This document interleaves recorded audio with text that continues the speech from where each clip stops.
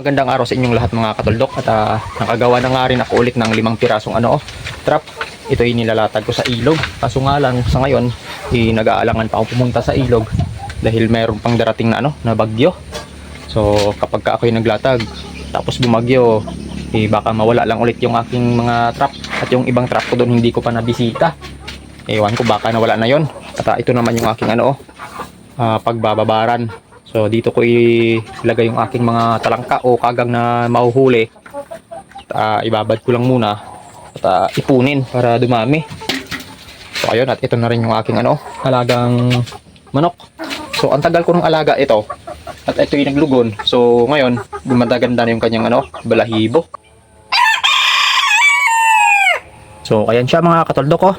At ito yung matagal na nga sa akin. Makikita nyo ang kanyang tahid. Ayan mahaba na. Ayan. At matagal ko ng alaga ito pero hindi ko pa rin alam kung anong tawag sa kulay na ganito. So pa-comment naman mga katuldok kung anong tawag sa kulay na ganito.